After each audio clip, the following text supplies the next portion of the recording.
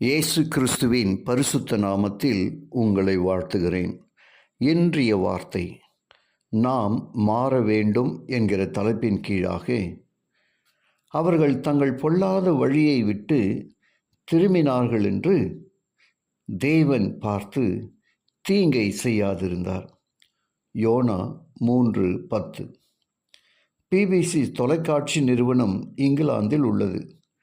தனது தொலைக்காட்சியில் top gear என்ற நிகழ்ச்சியை நடத்துகிறது.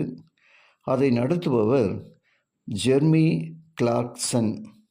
இதில் ஒவ்வொரு வாரமும் ஒரு நாட்டை அவர் வலம் வந்து எடுத்த வீடியோவை அவருடைய கருத்துக்களுடன் ஒளிபரப்புவார்கள். ஒரு முறை இந்நிகழ்ச்சியில் இந்தியாவை பற்றின காட்சிகளும் ஜெர்மி கிளார்க்சனின் வர்ணனையும் இடம்பெற்றது. ஜெர்மி இந்தியாவில் வலம் வரும் பொழுது தனது காரில் கழிவறை படம் ஒன்று வரைந்து செல்லும் வழிகளெல்லாம் மக்களிடம் அதை காண்பித்தது போல படம் எடுக்கப்பட்டிருந்தது. அந்த காட்சிகள் இடம்பெறும் சமயத்தில் அவர் செய்த வர்ணனை, இந்தியா முழுக்க கழிவறைகளை இல்லாதது போல் எங்கு பார்த்தாலும் துர்நாற்றம் வீசுகிறது, இங்கு வருபவர்கள் அதை கண்டு ஓட வேண்டியுள்ளது என்றார். இந்நிகழ்ச்சியில் பிபிசி நிறுவனம் இந்தியாவை அவமதித்து விட்டது என்று தமது தூதரகம் மூலம் கண்டனம் செய்தனர்.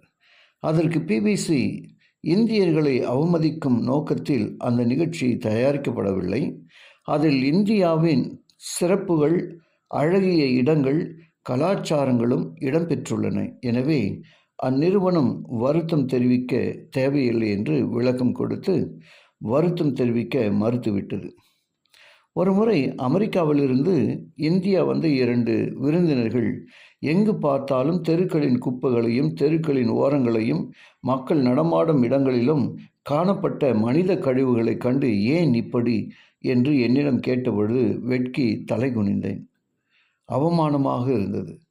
நமது சமுதாயம் இந்த விஷயத்தில் மாற வேண்டும். தொலைக்காட்சியில் காட்டப்பட்ட நமது குறைபாட்டை கண்டு அதை சரி செய்வதற்கு ஆவணம் செய்ய வேண்டும்.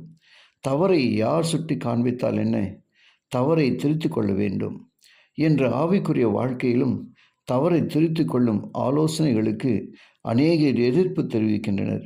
அவைகள் தங்களை அவமதிப்பதாக நினைத்து கோபப்படுகின்றனர். ஆலோசனை சொல்பவர்களையும் தவறை சுட்டி காண்பிப்பவர்களையும் வெறுக்கின்றனர்.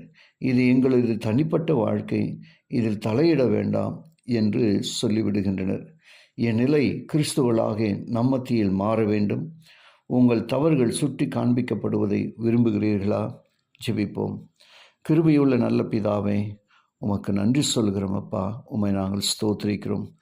நாம் மாற வேண்டும் என்கிற அந்த அன்பின் நிமித்தம் நீர் எங்களோடு பேசின அன்பின் வார்த்தைகளுக்கு ஸ்தோத்திரம் அப்பா.